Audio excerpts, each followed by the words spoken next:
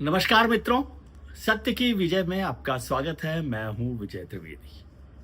आपका बहुत बहुत शुक्रिया कि आप हमें प्यार दे रहे हैं, हमारे वीडियोस देख रहे हैं, लाइक कर रहे हैं, शेयर कर रहे हैं, अपने कमेंट्स दे रहे हैं। हम आपके कमेंट्स के हिसाब से कुछ कुछ सुधार करने की कोशिश लगातार करते रहते हैं, इसलिए इस सिलसिले को मत रोकिए। आपके प्यार से हमारा परिवार तेजी से बढ़ रहा है, तो अपने मित्रों परिजनों को भी कहिए कि हमारे वीडियोस देखें, शेयर करें, लाइक करें। और अब बात आज भारतीय जनता पार्टी के राष्ट्रीय अध्यक्ष की।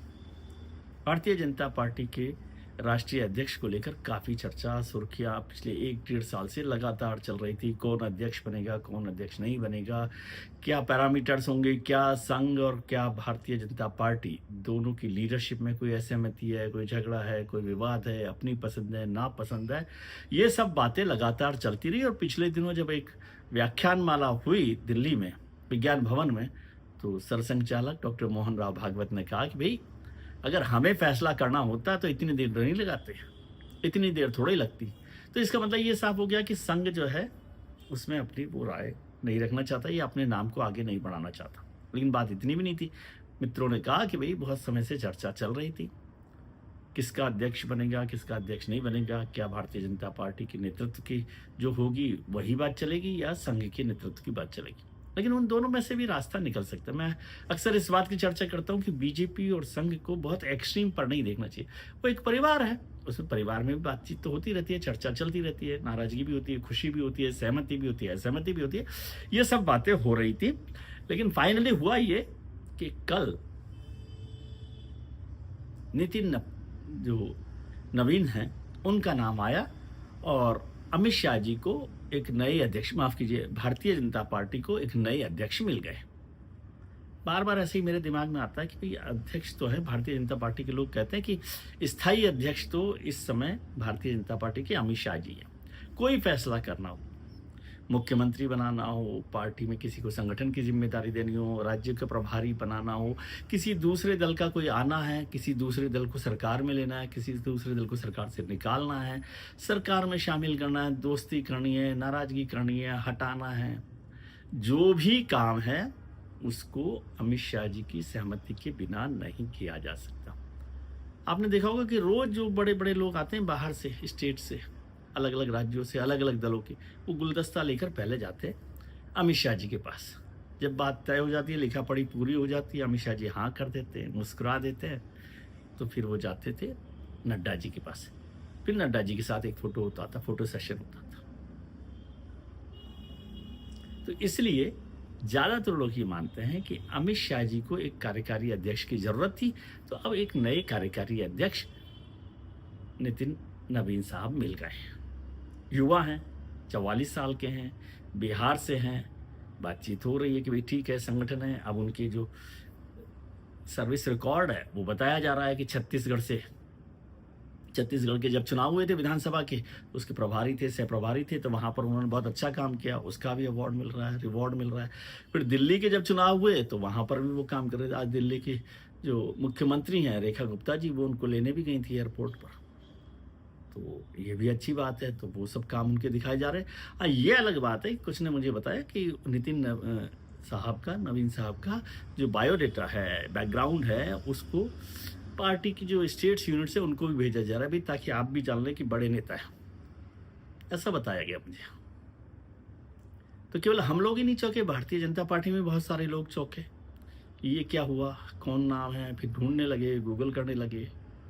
फिर कुछ लोगों ने कहा कि भाई नितिन साहब को ही अध्यक्ष बनाना था, तो एक तो कार्यकारी अध्यक्ष क्यों बना रहे, परमानेंट उनको पूरा अध्यक्ष बना दीजिए, पूर्णकालिक अध्यक्ष बना दीजिए।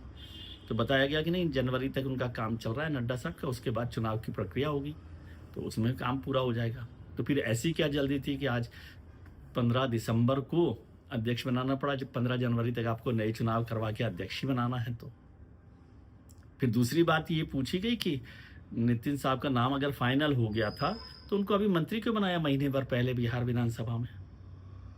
सवाल है ये, सब लोग अपने अपने तरीके के सवाल करते रहते हैं। तो ये सवाल भी हुआ।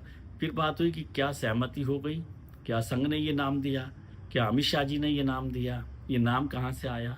तो एक और सूचना दी गई, हमारे मित्रों ने दी कि जो संघ और भारतीय जनता पार्टी पिछले काफ़ी दिनों से नामों पर चर्चा कर रहे थे। 1 डेढ़ दर्जन 2 दर्जन नामों पर चर्चा हो रही थी। वो सब नौजवान थे, 45 से 55 साल के।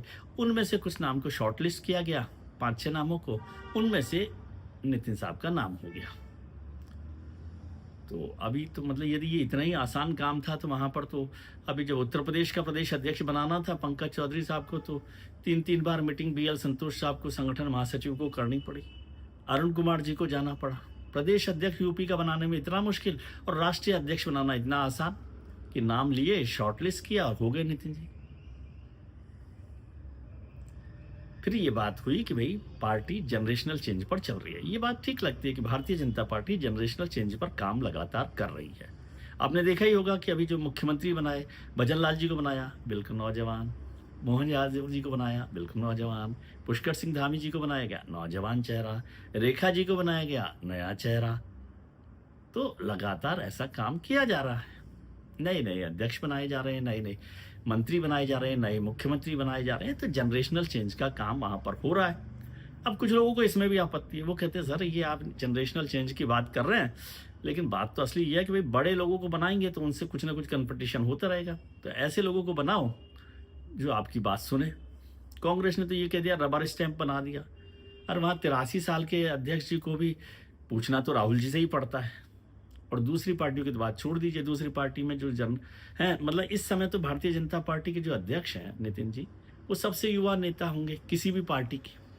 सबसे छोटे जो दूसरे अध्यक्ष हैं वो अखिलेश जी हैं, वो 52 साल के हैं। बाकी स्टालिन साहब 70 साल के, ममता जी 70 साल के, नीतीश कुमार जी 70 साल के, 70-75 साल के। 70 से 60-65 से ऊपर के सबके सब नेता और अध्यक्ष हैं, जबकि वो तो अपनी पार्टी में।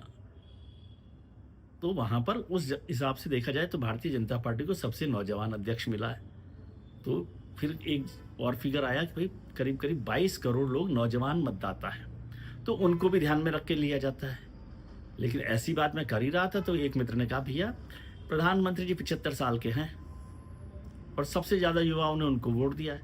राहुल गांधी जी 50 साल के हैं, उनको तो युवाओं ने वोट नहीं दिया। तो उम्र तो इम्पॉर्टेंट नहीं है। और प्रधानमंत्री जी को छोड़िए, वो तो सबसे लोकप्रिय है। नीतीश जी को ही देख लीजिए, नीतीश जी और तेजस्वी जी की उम्र, किसको वोट दिया युवाओं ने? खैर, बहुत सारे लोग उनकी योग्यता पर भी सवाल कर रहे हैं, लेकिन मैं नहीं कर रहा। नितिन जी को मैं समझता हूँ कि नए चेहरे आते हैं और वो थोड़े दिनों में नेता भी बन जाते हैं, बड़े नेता हो जाते हैं। अभी साल भर काम करेंगे, घूमेंगे देश भर में, पार्टी के लिए काम करेंगे, तो नितिन जी बड़े नेता हो जाएंगे। अभी नया चेहरा आया, नए फिल्मों में भी तो होता है, नए नए स्टार आते हैं। आप सोचते हैं क्या चलेगा, वही तो शाहरुख खान बन जाता है ना। तो इसलिए लगातार इस पर बात हो रही है। लेकिन फाइनली ये हुआ कि बहुत दिन से 2 साल से एक्सटेंशन पर रोजाना नड्डा जी के नाम पर कुछ न कुछ कसीदे कढ़े जाते थे कि नड्डा जी को आपने ऐसे ही एक्सटेंशन पर एक्सटेंशन दे रहे हैं। वो मंत्री भी हैं केंद्र सरकार में, राज्यसभा में नेता भी हैं, उसके बाद अध्यक्ष भी हैं, वो सारी जिम्मेदारियां संभाल रहे हैं। तो अब वो सारी जिम्मेदारियां में से एक जिम्मेदारी जो अध्यक्ष वाली है वो नितिन जी संभालेंगे और काम करेंगे अमित शाह जी के नेतृत्व में, प्रधानमंत्री नरेंद्र मोदी के नेतृत्व में, नड्डा जी के नेतृत्व में। और ये भारतीय जनता पार्टी में एक अच्छी बात है। मुझे याद आता है कि जब अडवाणी जी जैसे लोग भी अध्यक्ष होते थे और बाद में जो दूसरी पीढ़ी के नेता बने, राजनाथ जी बने, वेंकैया जी बने या और लोग बने, नितिन जी बने, तो वहाँ पर पद का सम्मान किया जाता है। वो परंपरा भारतीय जनता पार्टी में है। और आज भी देखा कि वहाँ पर नड्डा जी ने उनको इंतजार किया, अमित शाह जी ने उनका इंतजार किया, क्योंकि अब वो नए अध्यक्ष बन गए हैं। तो इसलिए ये सब काम हो रहा है। अब उनका टेस्ट, मैं ये इस बात से सहमत नहीं हूँ कि पश्चिम बंगाल में उनका बहुत असर हो जाएगा या और जो चुनाव हो रहे हैं उसमें उनका कमाल हो जाएगा, ऐसा कुछ नहीं है। और ये अपेक्षा करना भी कुछ ज़्यादा होगा। वो बेहतर काम करें, संगठन और सरकार के बीच में सामंजस्य करें और एक नई चेतना, नई पीढ़ी, नया काम लेकर आएँ। अमित शाह जी के लिए भी लोग कहते थे गुजरात में काम किया नहीं किया। अमित शाह जी ने तो देश की सबसे बड़ी पार्टी बना दिया भारतीय जनता पार्टी को। उत्तर प्रदेश में पूरा रिकॉर्ड जीत दिलवा दी। तो इसलिए किसी पर शक करने की कोई वजह नहीं है। उनको मौका मिलना चाहिए, उस पर मौके पर वो काम करें, बेहतर प्रदर्शन करें। दूसरी पार्टियों को सीखना चाहिए कि क्या वो इस जनरेशनल चेंज वाली भारतीय जनता पार्टी के मुकाबले में अपने आप को ठीक कर रही हैं कि नहीं कर रही है। क्या अपने को भारतीय जनता पार्टी से लड़ाई के लिए तैयार कर पा रही हैं कि नहीं कर पा रही हैं, ये महत्वपूर्ण मुद्दा है।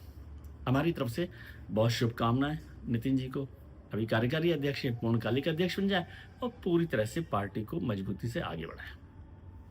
आज के लिए इतना ही। हम उम्मीद करते हैं कि आपका आने वाला कल आज से बेहतर हो। अपने मित्रों, परिजनों, रिश्तेदारों के साथ खुश रहिए, मस्त रहिए, व्यस्त रहिए, स्वस्थ रहिए। नमस्कार, प्रणाम, आभार, शुक्रिया।